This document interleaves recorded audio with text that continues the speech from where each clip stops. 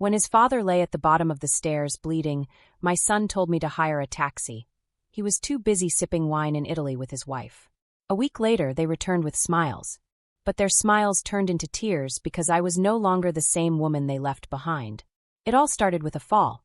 One moment I was making tea, and the next I heard a heavy thud, like a bag of cement dropped on the hardwood. I rushed to the hallway, and there he was, my husband Harold, crumpled at the bottom of the stairs, blood trailing from his temple. His eyes were glassy, unfocused. For a second, I thought he was dead. I knelt beside him, calling his name, my hands trembling so badly I dropped the phone twice before dialing. I didn't call 911 first. No, I called my son, Dylan, my only child, the one I carried for 9 months and raised with everything I had. He picked up on the second ring, cheerful. I could hear waves, chatter, and laughter in the background. "Hey, Mom," he said. "Can it wait? We're boarding a boat in Venice." "Dylan, it's your father," I said, my voice shaking. He fell. "There's blood. I need help." There was a pause, and then he sighed like I'd asked him to take out the trash during a movie. "Call a taxi, Mom. Get him to the ER if it's that bad. I can't deal with this right now. I'm on vacation. Don't call again unless it's final." And that was it. He hung up. I stared at the phone, unable to believe what I'd just heard. The man who coached his little league games, who stayed up nights with him when he had the flu, his own father, was on the floor, possibly dying, and Dylan didn't even blink. My hands were shaking so badly I dropped the phone again. I looked at Harold, who had started to moan faintly. I couldn't lift him, and I was too afraid to move him the wrong way. That's when I remembered Eli, our neighbor's boy. He was home from nursing school, always polite, always asking how we were. I ran across the yard barefoot, pounding on their door until Eli answered in his pajamas. I don't remember what I said, just that he didn't hesitate. He grabbed his keys, helped me carry Harold into his car, and drove like a bat out of hell to St. Mark's emergency room. The nurses rushed Harold inside, and I stood there, soaked from the rain, feeling like a ghost.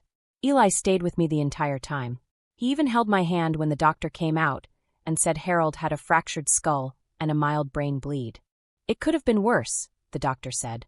"You got him here just in time." I should have felt relief. But all I felt was hollow. Like something inside me had broken in a way that couldn't be stitched back. Harold spent 4 nights in the hospital. I stayed with him as much as they allowed. Dylan never called. Not once. Not to check in. Not to ask if his father was alive. He and Sabrina posted vacation photos the entire time. Aperol spritz by a canal, a caption about celebrating love. A selfie with her kissing his cheek beneath some old Italian archway. I stared at the photos, my hands trembling, wondering what I'd done wrong as a mother to raise someone who could walk away so easily. When Harold came home, he was weak and slow, but his mind was still sharp. One night while he was resting, I went to fetch his robe from his office chair and saw the edge of a manila folder sticking out from under a drawer. It wasn't labeled. I pulled it out on impulse. Inside were bank transfer receipts, at least a dozen of them. All from Harold's account. All to Dylan. The amounts made my heart race. $5,000 here. $8,000 there. One labeled Sabrina Med Expenses for $14,500. Another for $9,000 just said shortfall. The dates went back over 2 years. I sat down, my knees weak, and went through them one by one. I had no idea this was happening. Harold had never told me. Tucked in the back was a single sheet of yellow paper. I recognized Harold's handwriting right away. It was a letter. "Dylan, this is the second time you've told your mother one thing and done another. I've kept quiet because I wanted to believe you were being honest. But if I find out you've used this money for anything other than what you said, I'll have no choice but to cut you off completely. I love you, but I won't let you take advantage of your mother's trust." It wasn't signed. He must have written it and never sent it. It was dated just 3 weeks before his fall. I sat in the office for over an hour, that letter in my hand, staring at the proof that while I thought we were all still a family, my son had been playing us like a pair of old fools. And now, when I needed him the most, he was nowhere to be found. A week later, Dylan came back from Italy. He didn't bring flowers or food. He didn't ask how Harold was doing. He didn't even take off his sunglasses when he walked into our kitchen and said, "Hope Dad's okay now. Sabrina wants to host a little dinner next week to show our pictures." I looked at him, really looked at him, and I saw nothing of the boy I once held in my arms. "Sit down," I told him. He laughed. "Why, what is this? An intervention?" "No," I said quietly. "It's an ending. I handed him an envelope sealed official from our lawyer, Mr. Grayson Wu. Dylan opened it, his smile faltering as he read. His face went pale. "This is a joke, right?" he asked, holding up the paperwork like it was a bad contract. "No," I said. "It's your reality now." I had changed everything. Our home, our savings, Harold's retirement accounts, all of it had been moved into a trust. Not for Dylan, not for Sabrina, but for Maya, our granddaughter. Their daughter. The one soul in that house who still had a heart worth protecting. He tried to argue. Said I was being emotional. That I didn't understand what they were going through. Sabrina called me a bitter old woman. But I didn't respond. I didn't yell. I didn't cry. I had cried enough. 3 weeks later, Maya came to visit. She was 12, quiet, thoughtful. She gave me a small flash drive wrapped in a tissue. "Just in case," she whispered. I heard stuff. That night, I sat at my computer and listened to every recording. And what I heard made my blood run cold. Sabrina on the phone. She's losing it. If we keep pushing, she'll break. Then we get the trust flagged. Dylan's voice. "It's just a game now. We'll win." I sat there, staring at the screen, my hands clenched so tightly the joints ached. They had no idea Maya had been listening. No idea she'd recorded it. No idea that the game they thought they were playing was already lost. And that was the moment I knew. This wasn't about grief anymore. It was about justice. And I would get it, no matter what it took. I don't remember sleeping the night I listened to those recordings. I sat in the kitchen, Harold's old coffee mug still in the sink from the morning he fell. The house too quiet and too loud at the same time.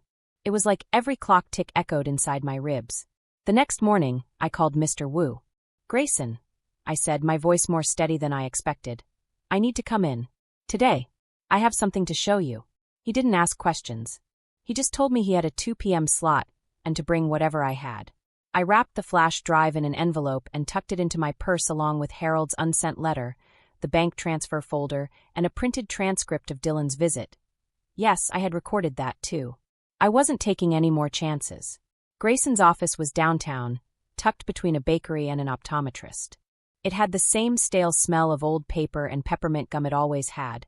And as soon as I walked in, he looked at me like he already knew this wasn't going to be a normal appointment. "This is about Dylan, isn't it?" he said as I sat down across from him. I nodded and handed over the folder. He opened it without hesitation and began reviewing everything. He didn't speak until he'd finished the letter, listened to one of the audio files, and glanced over the transfers. Then he leaned back, tapped his pen on the edge of the desk, and said, "This is solid. You're not being paranoid, Lena. This is coercion. Maybe even fraud if they ever tried to use this strategy in court." "I don't want to fight them later," I said. "I want to stop them now." He nodded. "We'll create a protective trust. Ironclad. For Maya. You'll remain trustee, and we'll include a clause that if Dylan or Sabrina challenge any part of it, they forfeit everything. Not just financially, but even access. And I want Maya protected," I said. "She's already being used in this. I want the trust to carry her until she's ready, 25. No early cash for cars, trips, or designer handbags. Educational use and housing only?" he asked. "Yes," I said. "And I want to add a sealed letter. For her. When she turns 18. So she knows the truth." Grayson agreed. We spent 3 hours finalizing every detail. By the time I left his office, the paperwork had been notarized, copies were filed, and Dylan and Sabrina were legally removed from every single asset Harold and I had built together over 40 years. I didn't feel triumphant. Just clean. Like someone had scrubbed something toxic out of me. 2 days later, a certified letter arrived at Dylan's apartment in New York. I know, because I paid extra for tracking, and the delivery confirmation pinged my phone at 11:08 a.m. That afternoon, I got my first text from Sabrina. "Sabrina, wow. Classy. Sabrina. Do you even care about Maya? Sabrina, what kind of grandmother ruins her own family?" I didn't respond. What was there to say? The next day, Dylan called from a blocked number. I didn't pick up the first time. The second time, I answered and didn't say a word. Just let the line stay open until he spoke. "Mom," he said, his voice quieter than I'd heard it in years. "I got the letter." Still, I said nothing. "I didn't know Dad felt that way," he added, like that would change anything. "You didn't know because you never asked," I finally said. "He called you the night before he fell. You didn't answer. We were on vacation." "Don't," I said. "Don't try to make this about timing or mistakes. This was a pattern. You chose Sabrina. You chose to lie. You chose to ignore your father bleeding on the floor because you didn't want it to ruin your vacation. There was silence on the other end. Then I heard the unmistakable click of Sabrina joining the call. You can't actually do this, she said. You're overreacting. Grief does strange things to people. If you don't change the will, we might have to take legal action. I almost laughed. She didn't even try to hide it. Didn't bother pretending this was about love or family. Just money and power. If you push any harder, I said, you'll lose everything. Including Maya. That shut her up. She hung up. Dylan didn't say goodbye, just let the line go dead. That weekend, they showed up on my doorstep. I should have expected it, but I hadn't. It was Sunday. Late afternoon. I was in the kitchen folding laundry when I saw a black car roll up in the driveway. Sabrina stepped out in heels that didn't belong anywhere near gravel, sunglasses perched on her head like a crown. Dylan followed behind her, looking like he'd aged 5 years in the last 5 days. I opened the door before they knocked. You're manipulating this family, Sabrina said, no greeting, no warmth. You're weaponizing your grief. That's not healthy. I said nothing, just stepped aside and let them walk in. I did it for one reason only, because I knew Maya was upstairs half listening like kids do. I needed her to hear this. To witness it. They sat in the living room. Dylan on the edge of the couch, Sabrina pacing like a lawyer mid-opening statement. We've talked to someone, she said. And if this will isn't revised, we may have grounds to question your capacity. Mental decline. Stress-related confusion. You've been through a lot, Lena. And you think using Maya to push this lie is fair? I asked. She's a child, Sabrina snapped. She doesn't understand. She understands more than you ever will, I said. Dylan said nothing. He just stared at the rug, hands clasped between his knees like a schoolboy in trouble. You're tearing this family apart over money, Sabrina shouted. No, I said calmly. I'm holding this family accountable because of betrayal. That was when I saw her.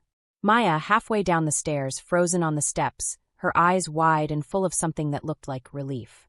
Like she knew someone was finally standing up for her, too. Sabrina turned and saw her. She shouldn't be listening to this, she hissed. She should hear everything, I said. Because she's the only one here who's earned the right to the truth. Dylan stood. Come on, he mumbled. Let's go. Sabrina glared at me. This isn't over. It was over the moment you told me to hire a taxi while my husband was bleeding on the floor. They left. Maya stepped down the last few stairs, walked over to me and took my hand. Grandma, she whispered. Thank you for seeing them. No, sweetheart, I said. Thank you for seeing me. That night I didn't cry. I didn't curse. I just printed copies of every recording and made 2 backups of the USB drive. One went in a fireproof safe. The other to Mr. Wu. Maya had given me the final piece I needed. They thought I was fragile, that I'd fold under pressure. But I was never fragile. I was just waiting for the right time. And now I was ready for war. 3 days passed without a word. No calls, no messages, not even one of Sabrina's thinly veiled threats dressed up as concern. I suppose they were regrouping, trying to figure out their next move. I used that silence. Not to rest, but to prepare. I scheduled a follow-up meeting with Grace and Wu. This time I brought Maya's flash drive with me. It was labeled Now, recordings May-June. I didn't bother to warn him. I just placed it on the table, waited as he plugged it into his laptop, and sat quietly as the clips played. One after the other. Dylan's voice low and calculating. Sabrina's sharp and urgent, like a woman playing chess with people's lives. If we push just a little harder, she'll crack, Sabrina whispered in one clip. We can say she's confused. Or start a conversation with the lawyer. Plant the idea she's not thinking clearly. Grayson paused the audio and looked up. She's trying to lay the groundwork to declare you mentally unfit, he said. They're not just threatening to challenge the will. They're planning it. I nodded. I want every legal shield you can put in place. He leaned back and thought for a moment. We'll file an addendum to the trust, a capacity confirmation clause. You'll be evaluated by a certified elder care psychologist. Voluntarily. If the doctor finds you lucid and competent, and they will, we document that. Any future claim they make about mental instability gets crushed before it starts. I like that, I said. Do it. We got the paperwork filed that same afternoon. The evaluation was scheduled for later that week. I wasn't worried.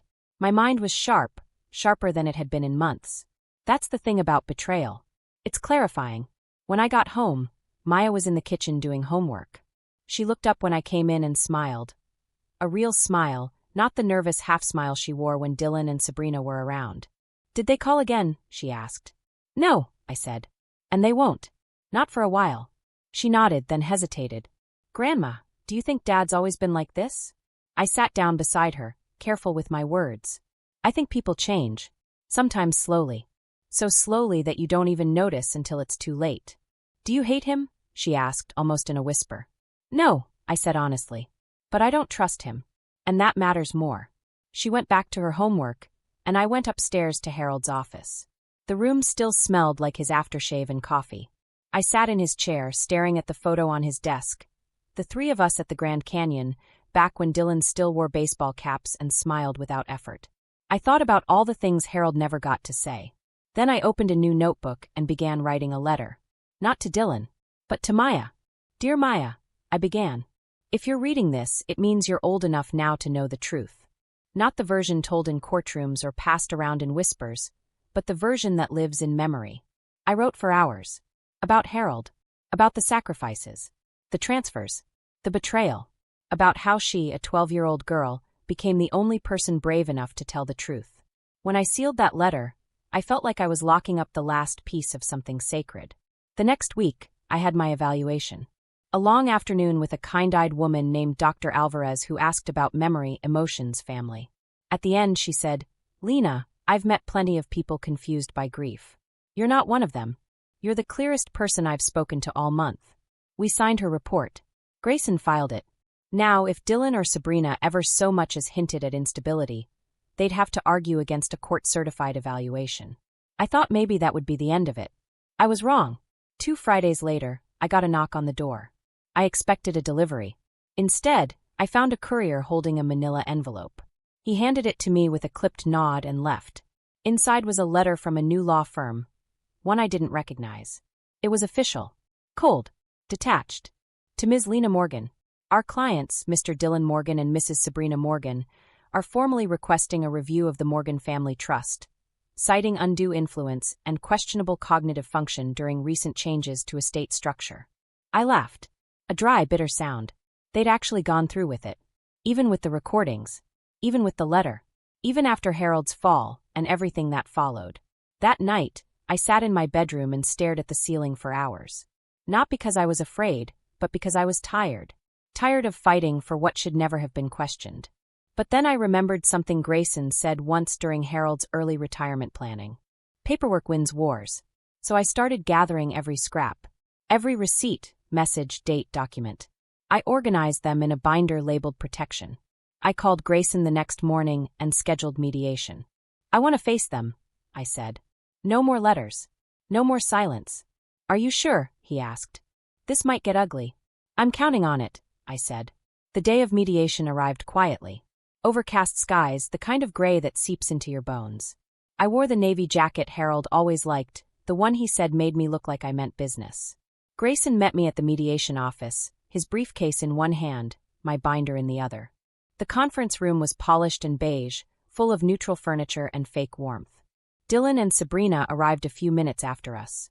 She wore a pantsuit too expensive for her story to make sense, and he looked thinner, more pale than I'd ever seen him. They didn't greet me. Sabrina went straight into her practiced monologue. How grief had made me paranoid, how I'd always been a little too emotional, how Maya had probably misunderstood things.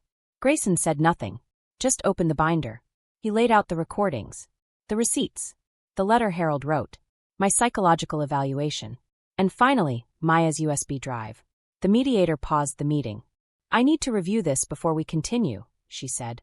Sabrina tried to argue. "Those files were obtained without consent." "They're admissible," Grayson said calmly. "They prove coercion, manipulation, and a coordinated plan to undermine the trust." When the mediator returned, her voice was sharp. "Different. This trust is sound. There is no basis for challenge. And based on the evidence, I am recommending an order barring further contact unless initiated by Ms. Morgan or the minor beneficiary. Any attempt to interfere will result in legal penalties." Sabrina stood so fast her chair tipped. "You'll regret this," she hissed at me. "No," I said. "You will." Dylan didn't speak. Not one word. He just followed her out. I sat there for a long time after they left. Grayson eventually packed up, but I stayed. I wasn't celebrating. I wasn't gloating. I was grieving. For what we'd lost. For the boy I used to know. But mostly, I was feeling something I hadn't felt in months. Peace. And peace after war is its own kind of victory. After the mediation, everything got quiet. Not peaceful quiet, but that tense, electric kind of silence before a storm. I didn't hear from Dylan or Sabrina again, not directly. But silence has its own way of speaking. I could feel the ripple of it in small things. An awkward glance from the mailman who usually chatted longer, or the way the neighbors avoided asking how my son was doing. Word had gotten out. Maybe not all the details, but enough to make people uncomfortable. That suited me just fine. Maya continued staying with me on weekends. She was still only 12, but it was like she had aged 5 years in 2 months. I'd catch her watching me sometimes, quiet and thoughtful, like she was trying to memorize my face. One evening, as we sat on the porch with mugs of cocoa, she asked, "Do you think they'll ever stop?" "Stop what?" I said. "Trying to get the money. Trying to make you the bad guy." I sipped my cocoa and gave her the only answer I could. People like your mother don't stop when they lose. They stop when no one listens to them anymore. She nodded, as if she already knew that. Then she said something that startled me. "What if something happens to you?" I looked over at her, her eyes big and serious, and I felt something clench in my chest.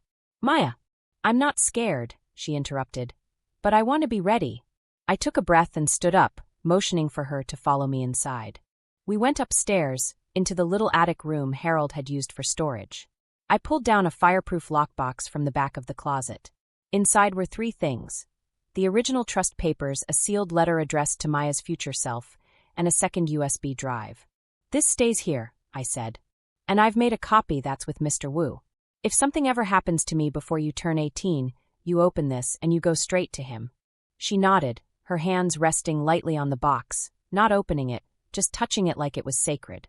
After she went to bed that night, I sat alone in the living room for a long time. I thought about how I had arrived here. From the moment Harold fell, to Dylan's voice on the phone dismissing us, to Sabrina plotting behind closed doors. I wasn't the same woman who used to worry whether Dylan and I were growing distant. We weren't distant. We were done. A week later, I received a strange envelope in the mail, no return address, just my name written in a child's careful cursive. Inside was another flash drive. My hands shook as I plugged it into my laptop. It contained new recordings. More recent ones. Maya had kept listening. Secretly. Bravely. In one, Sabrina's voice was sharp and impatient. "We need to do something. I don't care if it's legal or not. She's going to die eventually. Maybe then we can challenge it again." In another, Dylan whispered, "Let her rot. She chose this. When she's gone, we'll clean it up." I stopped the playback. I couldn't hear any more. They weren't just cold. They were waiting for me to die. Planning around it. Hoping for it. And all the while their daughter, my granddaughter, was upstairs documenting everything to protect me. The next day, I called Grayson and told him I wanted to update my file. He met me at the house. I handed him the new drive, sealed in an envelope with the date marked clearly. "This goes in the official record," I told him. "If anything happens to me, heart attack, accident, anything, you open it. You'll know what to do." He nodded, no questions. That's what I liked about Grayson. He knew when silence was stronger than any reassurance. 2 weeks passed. Then came the day they showed up again. It was a Sunday afternoon. They didn't call. They didn't knock. I saw the car pull up from the kitchen window. I was slicing apples. I didn't stop. Sabrina got out first. She was dressed like she was headed to a business conference, heels, tailored slacks, too much perfume. Dylan trailed behind her, shoulders hunched like a man being dragged by gravity. I opened the front door before they could knock. Sabrina didn't wait. "You're manipulating this family with legal threats," she said. "You've turned Maya against us. This is emotional abuse." I looked her straight in the eye. "You don't get to use that word after what I've heard on those recordings." Her mouth twitched. Just for a second. She hadn't realized Maya had kept recording. They thought it ended when the trust was locked down. They underestimated her.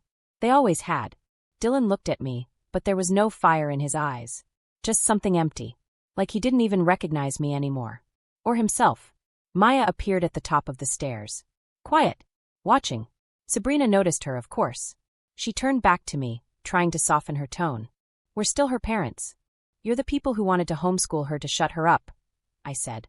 Sabrina's mask cracked. "She's a child. She doesn't understand context." I kept my voice low even. "She understands more than you want her to." She saw who you are when you thought no one was looking. Dylan said nothing. Sabrina, clearly losing her grip, hissed, "We talked to a new lawyer.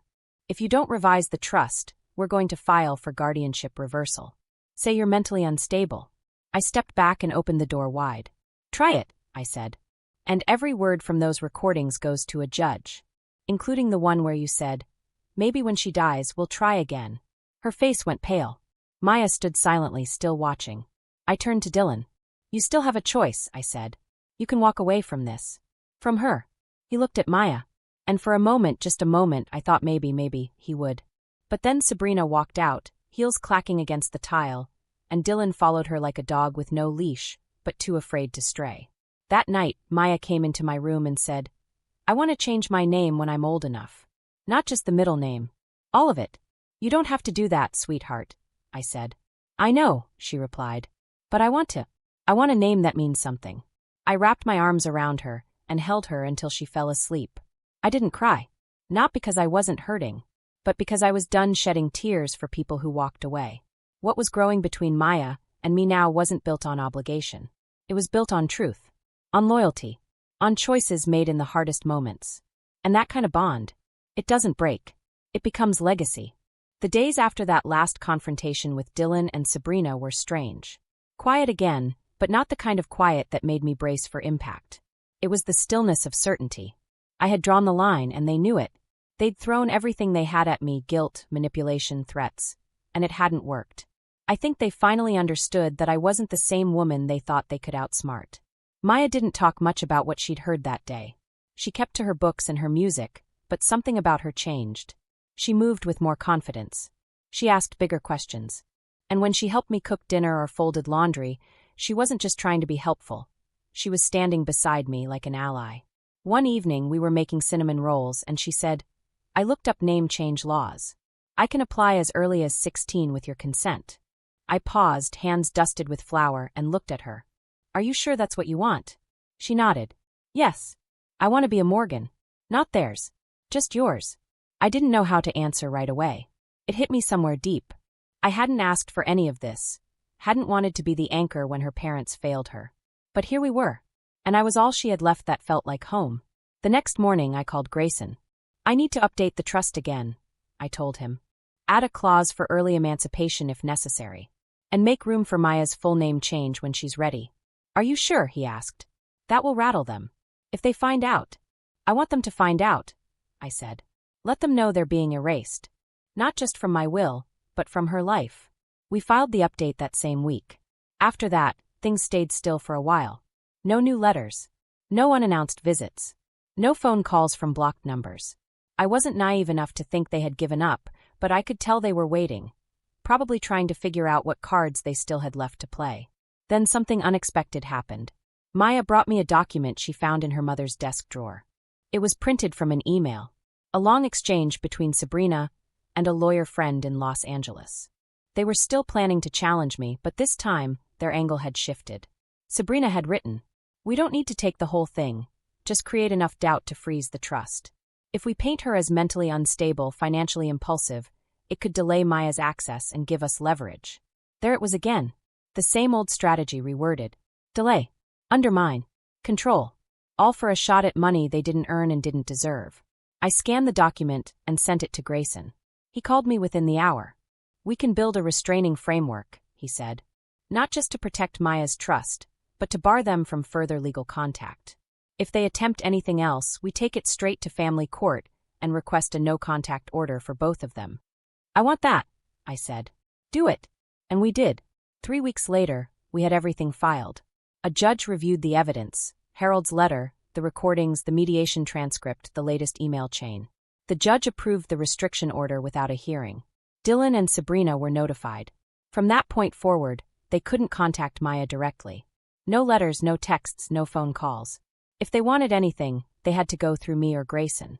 I thought they'd retaliate somehow. But they didn't. They vanished. And for a while, things were calm. Maya turned 13, then 14.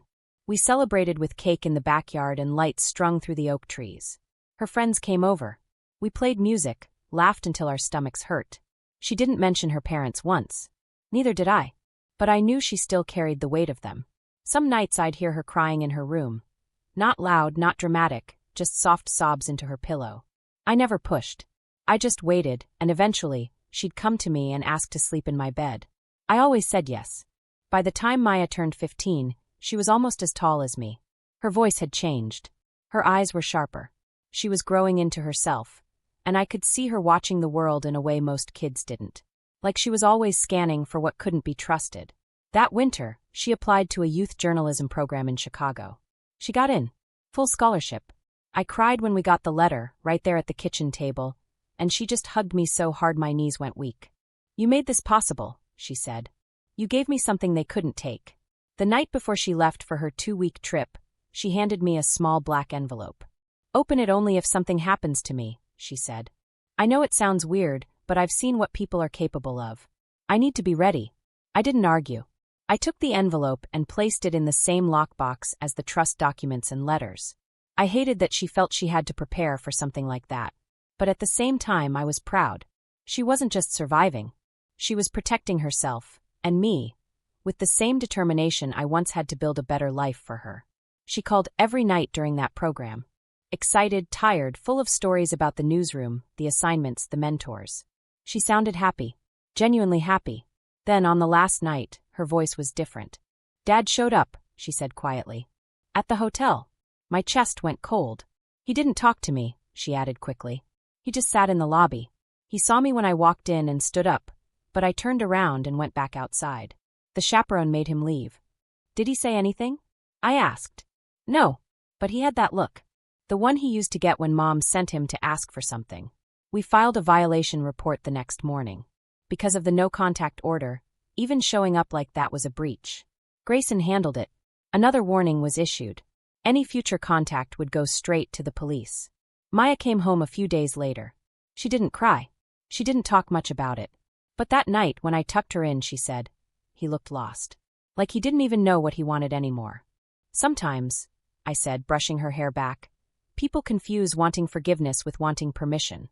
"Permission for what?" "To keep doing harm." She didn't respond, but I saw it in her eyes. She understood. That spring, she filed for her name change.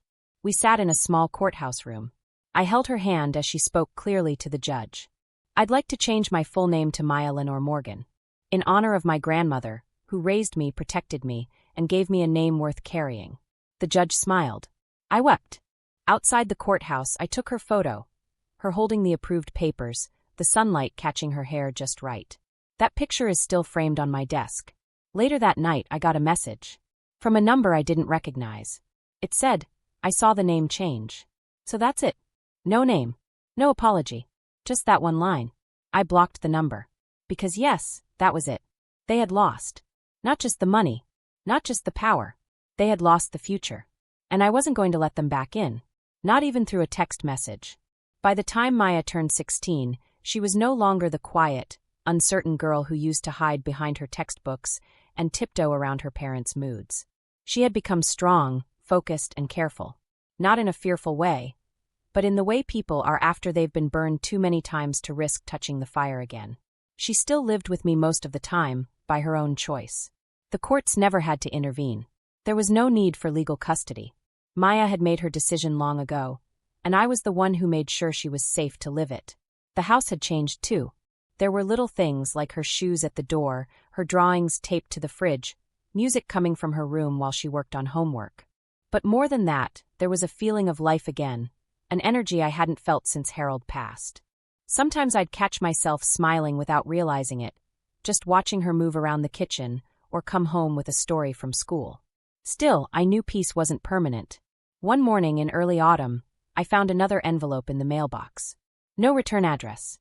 Just my name written in ink that looked rushed, almost like it had been scribbled while shaking. I stood at the kitchen table before opening it, already bracing myself for whatever was inside. It was a letter. From Dylan. No formal greeting. Just his handwriting, messy, uneven, different than I remembered. "Mom, I know you probably hate me. I don't blame you. I've lost everything." Sabrina left. She took what little we had left and walked out. I thought we could fix this somehow. That if enough time passed, things would soften. But nothing softened. Everything just broke more. I don't want money. I swear I'm not writing because of that. I just want to know if there's a way back. For me. For Maya. I miss her more than I can say. I've made mistakes. I know that. But I was trying to keep things together. You and Dad always made it look easy. It wasn't. If there's still a place for me, let me know. Please. I stood at the table, letter in hand, and felt absolutely nothing. No rage. No sadness. Just an emptiness that told me everything I needed to know. It was too late. He wasn't reaching out because he had changed. He was reaching out because he had no one left. That night, I didn't mention the letter to Maya. I needed time to think. To be sure. But a few days later, it was Maya who brought it up. Dad emailed me, she said, her tone unreadable. Through the school. He must have guessed my new address from one of the articles I wrote for the student paper. I looked up from my book. What did he say? He said he was sorry. That he misses me. That he wants to talk. And what do you want? She was quiet for a moment, then said, I want to ask him why. Not yell. Not cry. I just want to understand how someone can forget who they used to be. I nodded. Then you'll talk to him. But not alone. And not without something in writing. She agreed. We set up the meeting with Grayson's help. At a neutral location, in a monitored setting, with the entire conversation recorded by legal consent. It wasn't about drama. It was about clarity. For Maya. For me. We met in a small mediation room at the same law office where we'd crushed their trust challenge years earlier. Dylan looked different, gaunt, older, exhausted. His suit didn't fit right. His shoes were scuffed. The man who had once stormed into my kitchen with confidence now looked like he could barely stand under the weight of his own decisions. Hi, he said when Maya walked in. She sat across from him without flinching. You have 10 minutes, she said. I'm not here to fix you. Just to hear the truth. He swallowed hard, then nodded. I know what I did. I know what we did. Your mother and I, we made bad choices. Selfish ones. I thought if I could just get control of the money, we could build something. Start over. She said Grandma was going to leave everything to some charity if we didn't act fast. Maya's face didn't move. So you lied, she said. Yes. You planned to make Grandma look insane? Dylan's voice cracked. Sabrina pushed that part. I didn't stop her. That's on me. Did you love us? She asked. He blinked fast. I did. I do. But I was a coward. Maya nodded slowly. That's what I needed to hear. She stood up. We're done. But. No, she said, firm now. You lost your chance when you chose a lie over us. You don't get a reset button just because you're lonely. Dylan looked at me. Mom, please. I met his eyes. You'll always be my son. But that doesn't mean I owe you a relationship. You chose your path. And I won't open the door to someone who turned his back on his father while he bled on the floor. He didn't respond. Just sat there, small and broken, as Maya and I walked out together. In the car, Maya was quiet for a while. Then she said, I don't feel better. You're not supposed to, I told her. Closure isn't about feeling good. It's about feeling done. She nodded, resting her head against the window. The next few months passed with more calm. Maya focused on school. I worked on the garden. Spring came, and with it her 18th birthday. She didn't want a party. Just dinner with me, a walk in the park, and the chance to read the letter I had written her 6 years earlier.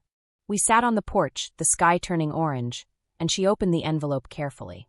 She read it slowly, her eyes filling, lips pressed tight. When she finished, she said, You wrote this before we even knew how bad it would get. I knew enough, I replied. Then she hugged me harder than she ever had before. You gave me a future I wouldn't have had, she whispered. And you never made me feel like I was a burden. You never were. Later that night, she showed me something on her phone, a video taken a week earlier. Her in front of a judge saying clearly, I'd like to officially change my name to Maya Eleanor Morgan. I cried. Of course I did. Not out of grief, but out of pride. Not because she was mine, but because she had become someone even better than I imagined, strong, grounded, brave. And that meant everything. The past couldn't touch us anymore. Not really. We had crossed that line together, hand in hand. And there was only one part of the story left to tell. Maya's graduation came in early June, on a morning so bright it felt like a celebration just to stand under the sun. The ceremony was held at the Civic Hall in downtown Austin, all glass windows and polished wood, filled with proud parents and restless students adjusting their caps.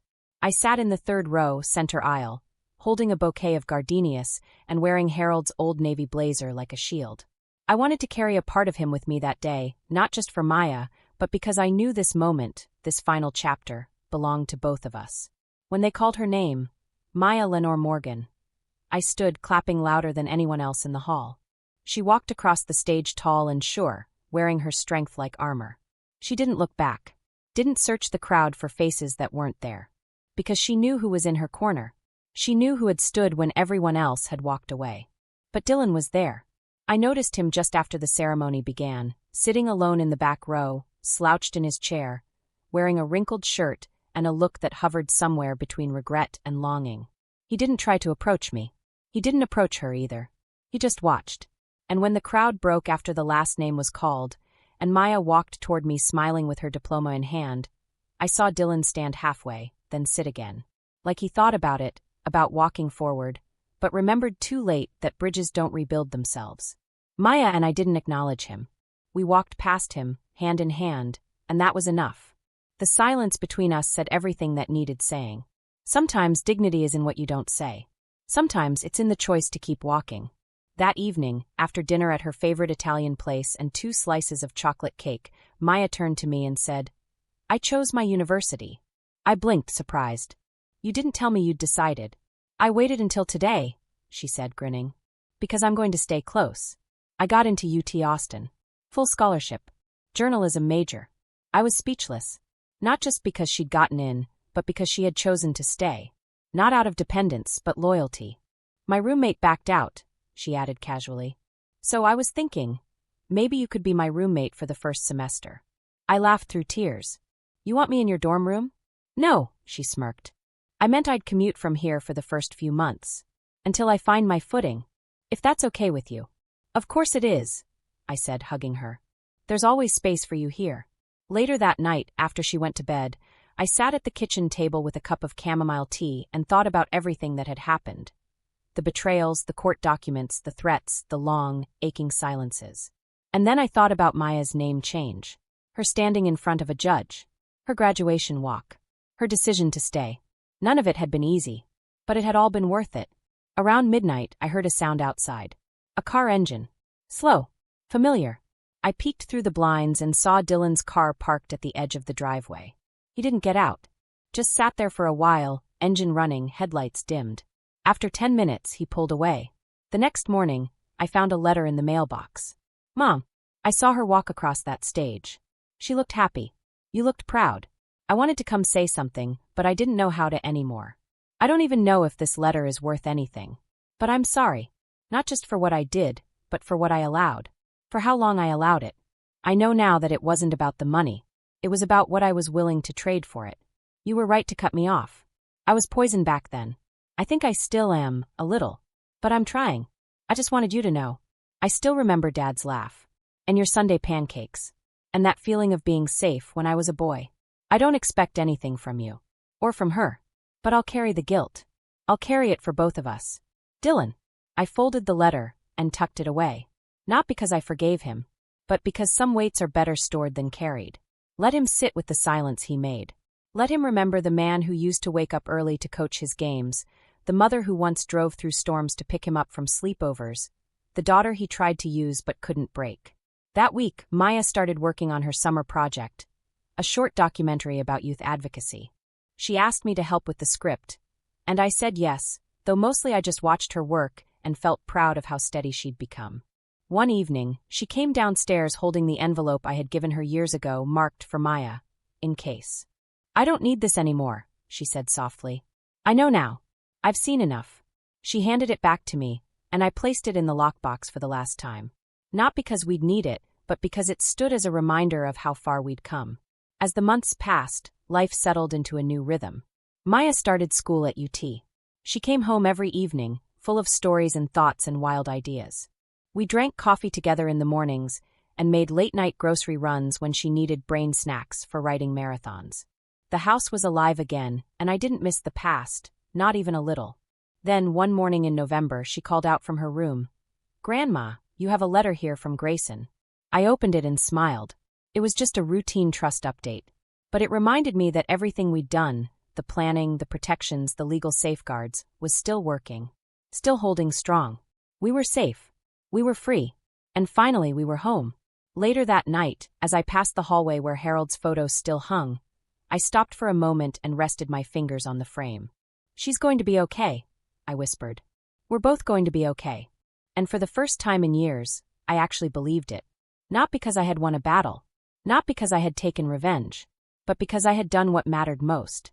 I protected the one thing that could not be replaced, the next generation. The truth. The future. Her.